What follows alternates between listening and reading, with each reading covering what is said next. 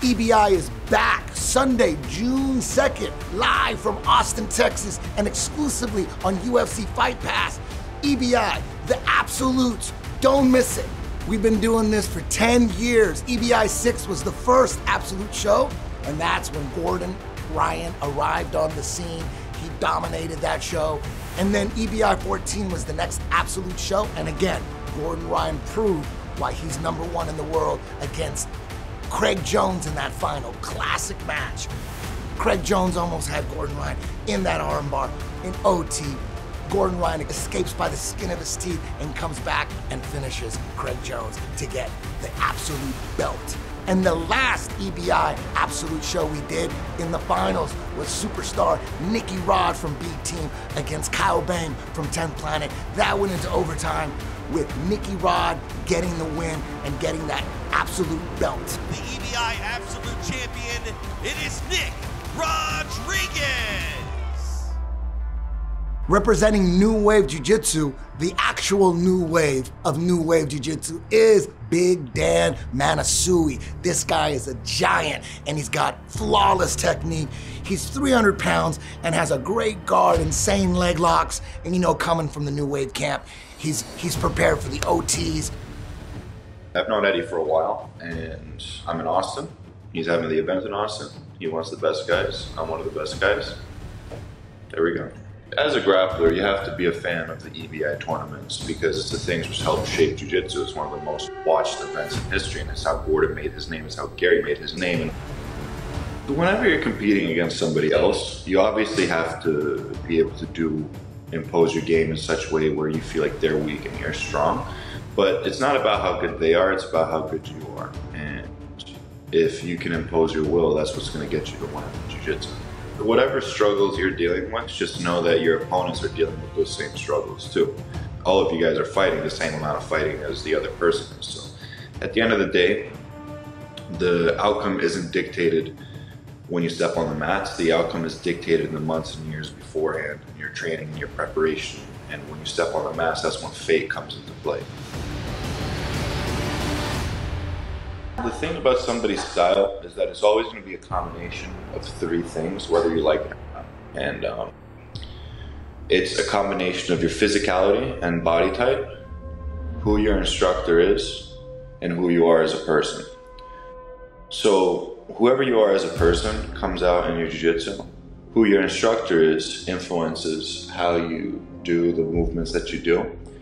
And what your body is changes what you do.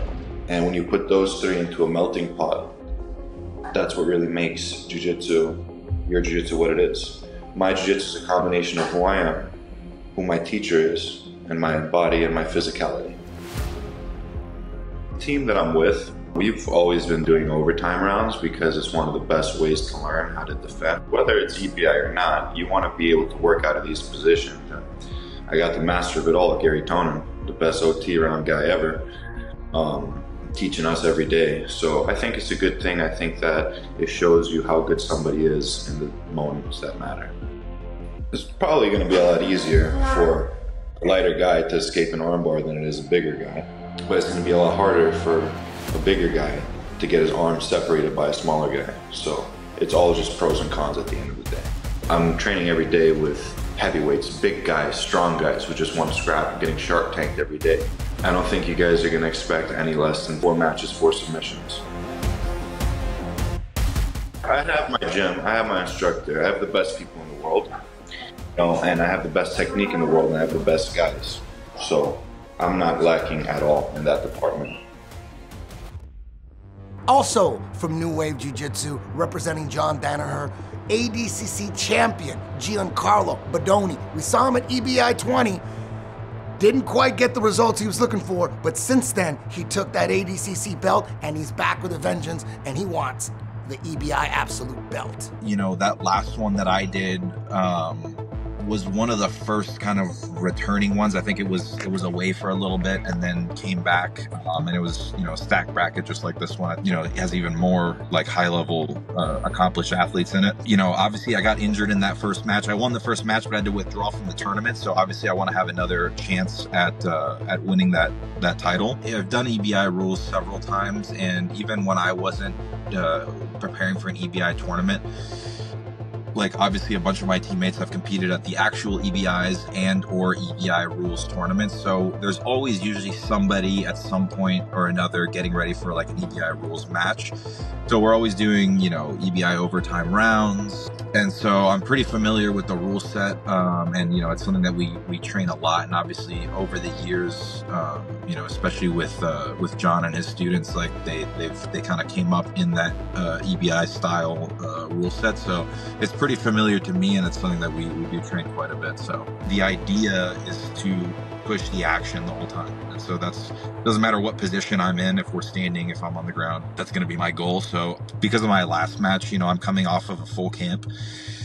So I'm in, you know, great shape physically. I feel like technically I'm better than I've ever been. Like I'm much better than I was in 2022. The last EBI, you know, I was coming out of ADCC, trying to, you know, rest my body after a hard camp, and then kind of swing my way back into, you know, this like momentum of being able to compete again at a high level, where now it's the opposite. Now I'm kind of like on this upward swing, you know, channeling everything towards ADCC. So I feel like I'm just coming to this tournament with a lot more momentum. I'm technically, physically better than I've ever been. And so I'm extremely confident for this coming weekend. And man, EBI has been around for a long time, and it's definitely it's always been a big and an important tournament. But I think with the rise of no-gi grappling in the last few years, it's going to be up there with, you know, some of the biggest ones. So I hope they keep putting them on. You know, obviously I hope they keep, you know, putting up good prize money and things like that. And yeah, I'm excited, man. It's a title that I don't have, so I want to add that to my resume. It is Giancarlo Bodoni. Two-time combat jiu-jitsu world champion Ryan Aiken steps up in attempt to get that EBI absolute belt. My name is Ryan Aitken. I'm the two-time combat jiu-jitsu middleweight champion of the world. Representing 10th Planet Atlanta, it is Ryan Aiken. I have a lot of experience in the EBI rule set when it comes to like overtime and stuff, because over the last 5 years that I've been focusing on no-gi, they didn't really do any like middleweight ones, so it was really just CJJ coming around, and so I had to get hit in the face. Hard strike from Rayfield. I mean, it's kind of in my blood now in my training, because man, points tournaments aren't really jiu-jitsu. It's actually more counter jiu-jitsu. Look at that squeeze that Hunter's bringing there. You could like do counter jiu-jitsu for an entire regulation, but you're still going to be put in an almost finishing position, whether that be the arm bar or the back control for the choke. Is jiu-jitsu defined by double guard pulling and pushing out of bounds and trying to fake a submission on the yellow boundary, or is it defined by, you know, holding somebody and wrapping your arm around their neck and choking them, or trying to pull their arm off their body? And I feel like EBI has done a good job to represent jiu-jitsu in that aspect. Back to the mat is Aiken. They call time. It's been huge for me over the last like 6 months to a year to work on developing my rear naked choke more and understanding the digging mechanics and stuff, just like a heel hook, man. Like a lot of people think that heel hooks are so hard to get because they just can't catch them or they can't finish people, but really it's the digging mechanics. So same thing with the rear naked choke, you know, the same thing applies. EBI has exploited my weakness, you know, shown it to me, and now it was my choice to like work on it again, not just feel like because I've been training for 15 fucking years, you know, this year, that I don't need to work on the rear naked choke anymore. Oh, you may have this one. Choke is Aiken. Oh, he got it. Taps. I think that's one of the biggest problems, like why you might not see a lot of finishes with the big guys, is because they don't actually have to work through their finishing mechanics throughout the years. I'm expecting to finish people in regulation.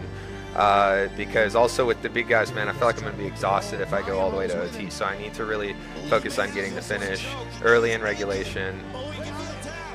Hitting powerful submissions, I know better than to just like go on some shitty little straight ankles on the big guys.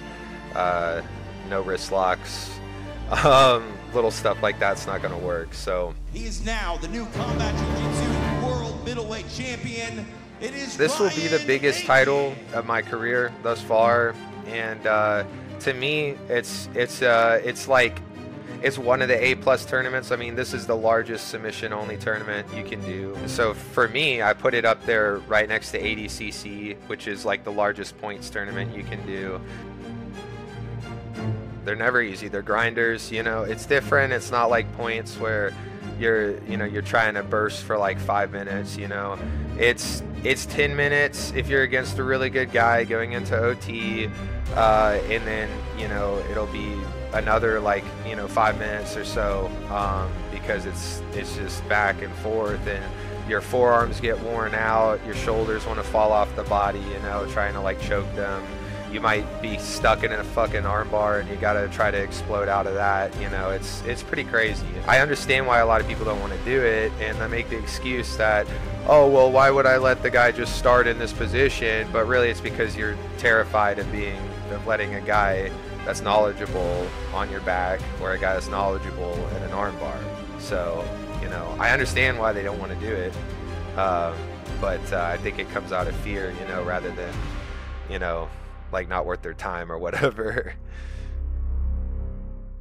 Representing 10th Planet Salt Lake City, Amir Alam, who just won 10PQ, the 10th Planet qualifier. He's been with me from white to black.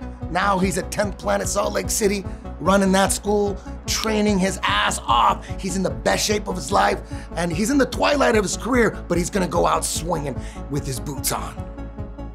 I'm Amir Alam, 3rd degree black belt, Ready Bravo, and I just won the 10P qualifier for the EBI Absolutes. So I'm going to compete in Austin on June 2nd. Doesn't sound real, but sweet. Amir Alam. The last time I was in EBI was in 2016. EBI 6, it was Gordon Ryan's coming out party. I'm stoked to be going back, still competing at this level. I came out here to just see if I can still do this. I've been feeling really old, really unmotivated. I really expected to lose in the first round today. I didn't think I'd get past these young, hungry killers. And it's still a little surreal. All right, let's hit it. First match was against Isaiah from 10P Portland, coached by a good friend of mine, Phil Schwartz, longtime training partner. Phil knows my game inside out. Isaiah was very well prepared for it, passing to my weak side, passing as soon as I would flip the leg for rubber guard. And he was all over me. Much superior wrestler, 27 years old, very athletic, very strong. Took me down pretty much right away. And I was playing guard against him and just getting my guard passed over and over. I'd re-guard, he'd pass. Re-guard, he'd pass. At one point I shot a blast double on him, just to try to get some respect back. And eventually I just caught him hanging out of my guard and I threw up a triangle from guard. Again, I've never finished it before.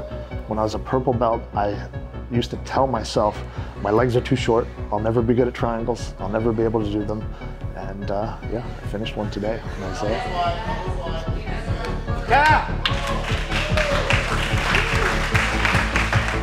Second match was against Travis from, I think he came from 10th Planet Decatur with Brandon McCatherine. Nasty. He was so precise with everything he did. He was tying up my arms from every position, standing. He got a Russian 2-on-1. Foot swept me so hard I back rolled into the crowd. He was all over me. Again, passed my guard a couple of times and was just tying up my arms, S-mount, Kimura trap. He put me in a goddamn buggy choke at one point.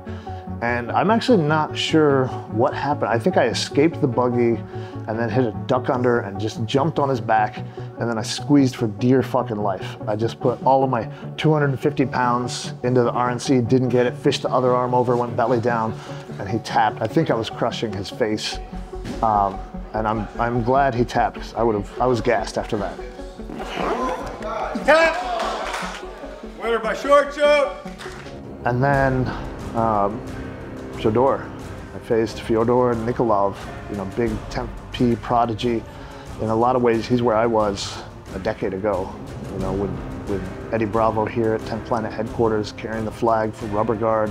He's generally nasty, but I knew to avoid his rubber guard, pass to his left side where he's not as good at the rubber guard. And he kept forcing Z guard, and I attacked leg locks on him. So I had 2 deep straight ankle attempts, and he fought out of them really well, but exhausted himself. So he really had to fight those straight ankle locks. So again, shout out to Jacob Couch, man. You fixed my straights. And then finally I pulled guard and attacked the straight from bottom. And I was very conscientious about not pulling with my back, but driving with my hips into the straight on that last one. And I think that was the difference. I was kind of finishing him wrong the first couple of times. And he tapped. So I made it. 3 tough matches.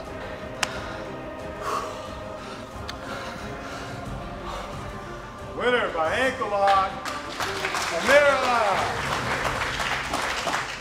Yeah, I'm just at this point just so relieved that everything went well. Representing 10th Planet, everything to me. I mean, I would not be where I am at all without Eddie Bravo and without jiu-jitsu. I'd probably be dead or in jail. I would not have finished my degrees at all. And now I run my own jiu-jitsu dojo, and I pass that goodwill and that help forward to my students. It's amazing. So there's no organization in the world like 10th Planet, and there's nobody like Eddie Bravo. So I was stoked to win in front of my sensei, who I love dearly. Representing Atos, he's a black belt under the legend Andre Galvao, Callan Sabino. Callan is always down. He's done Combat Jiu-Jitsu Worlds twice, and he couldn't wait to get into the EBI Absolute bracket. I never hesitate. When I was like sending Eddie a random message out of nowhere, he's like, yo, you want to do Absolute? I was like, I didn't ask any questions, like, yes, put me in there. Any of Eddie's tournaments, doesn't matter what belt, what guy, you already know that guy's getting picked for a reason, so everyone's dangerous. Been in 2 Combat Jiu-Jitsu Worlds. I believe that's a way tougher event to even be in, way tougher rule set. This is almost makes it feel a lot easier. I feel a lot more ready in this, but then again, this is the Absolute division, so 2 Combat Jiu-Jitsu Worlds. I'm feeling ready. I'm excited for the Absolute. Hey, look at him pulling this rubber guard. The Atos product going for the go-go plata. You can see he's an offensive machine. The one thing about getting hit and being able to get knocked out, I feel like makes Combat Jiu-Jitsu a little bit more sketchy. I mean, for the bigger guy, you can't just lay on your back and play guard. What if it was an Absolute division with combat, The blood flowing there on the face of Sabino, but he is offensive here. EBI popped up. It was probably one of the first major sub-only tournaments that came out.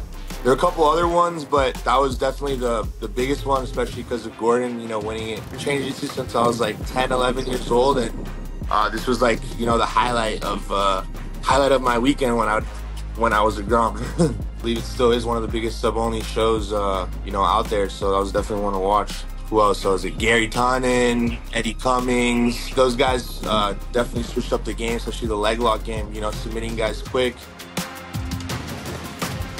Most of the guys in my gym, I think I'm the one that's more down for this rule set. There are a lot of guys in the gym that are very good, but they're not a big fan of the the sub-only rule set, especially the overtime. But I think it's brings more viewers to the sport. It's just more entertaining to watch, and yeah, nobody really wants to watch these 2-point really close matches, right? People want to see the finish. I believe my style out of anyone in my gym works good with the bigger guys. Position, right? They have a lot more leverage. So if they're going for leg locks, right? I think for the little guy, you just gotta kind of stay moving, trying to gas out the bigger guy or run it into overtime, right? Maybe that could be a good strategy for the little guy. But it's tough, bro. I believe the leg locks, or especially the defense on my side, I feel like it's one of the strongest positions I have. But then again, when you're going against a guy, really big guy, they wrap your leg. Sometimes the leg lock doesn't necessarily have to be in for them to, you know, create pressure. But I feel like my game for this rule set, especially with the leg locks, I feel like I should be, I kind of like it when guys go for my legs, honestly. So I'm not the biggest guy, but I'm definitely tall, so that the height will help in those leg exchanges, right? But yeah, the bigger guys, you know, once they wrap your leg, you even see a big Dan, a lot of times will have the guy's foot. It's not necessarily all the way locked in, and he's still able to, you know, get the finish because, you know, just how heavy he is. But no, I'm looking forward for guys to go for my legs. I actually rather, you know, guys pull guard and go for my legs, honestly. Like, I like the overtime because we need to see a finish, right? But I'm not a big fan of the guys that are going in there just to fight for the overtime, right? Just to last the 10 minutes and your strategies to win in overtime. I get that, right? You have to win your match, but I think to keep it entertaining for the people don't want to see one guy running away for 10 minutes, right? So, and I feel like the get down rule avoids that a little bit. Sometimes the guys can be, you know, maybe they're not even running, they're just two good guys in stand up and they're just 8 minutes standing. A lot of people don't want to see a match 8 minutes standing, right? It really depends on how the bracket's going to play out. I'm just going to switch up my style. I'm going to be just looking to finish, and I'm avoiding that overtime as much as possible. But, you know, if it goes there, we're ready. I'll be playing lots of rubber guard, definitely with the bigger guys. I think they'll help me more rubber guard, you know, into leg positionings, and yeah. Also on the card from 10th Planet HQ, my personal project, Fedor Nikolov. He's been with me for about 3 years, moved here from Russia, and he's trains every day, sometimes 2 a days, doesn't miss any classes. He just soaks everything up, and you can tell by his game, his truck game, high level, his rubber guard game at the highest possible level. Keep an eye on Fedor. Nikolov going inverted, trying to attack that right leg. He's attacking it. Very aggressive attack. He got inverted quickly, and he's in a deep leg lace right here. Is he going to be able to isolate goal? He's going to get a hard. There it is. It is done. Fyodor Nikolov via knee bar, and doesn't even break a sweat. This guy is very scary. It's definitely super cool to be invited. It was cool to get the message from Eddie because, you know, when it comes to sub only, there's nothing better than EBI rules, just because we can't be sitting there for 3 hours for one match. Like, we've tried it before because it's the gold standard. EBI is the way to go if you're going to do sub only, you know? So watching, obviously, Gary, Gordon, all those guys back in the day, I was 19 10 years ago, so I remember watching the first EBIs, and I was like, this is something I want to get on. And for me, I've coached a lot of guys who have gotten on to EBI, have done well at EBI, just because being a bigger guy myself, the absolute comes around once every so often. The 205 division's not really there anymore. I never really had the opportunity to do it myself. So it's super cool to be able to do it, especially on the 10-year anniversary show. It's going to be cool to see the big guys, you know, back on here, the ones that maybe haven't had the opportunity to do it just because it hasn't happened as much for the absolutes, you know. So 3 times in 10 years, you know, those opportunities are few and far between. So hopefully the rest of the guys bring it, you know, because I know there's always been kind of a just this feeling of big guy jiu-jitsu is boring to watch, you know. So hopefully some of the other guys kind of come out and aren't afraid to play the bottom, play wherever they get put, you know. We've all been doing this long enough, you know, like whoever's in front of me, I'm going to go out there and I'm going to try to break them off, you know. So I'm going to have Tito's beforehand, I'll have Tito's at the end. So one way or another, we're going to have a party and try to break some limbs. I've been doing EBI since 2016, at least the rules with my tournaments, been training them with my guys. So, you know, I got 8 years of EBI overtime experience, whereas a lot of these guys may not have that. I was in Craig Jones's corner at EBI 11 when Wagner rode him for 15 minutes, and they made the rule change because of that. So, like, it's something you got to understand, you know, and it's a game within a game. I'm just trying to fucking live a great life, you know. I'm trying to do things that are going to excite me, be cool stories to tell my kid, and this is definitely one of those things, you know, so I'm super excited about it. Don't miss it. EBI 21, The Absolutes, live from Austin, Texas, and exclusively and only on UFC Fight Pass.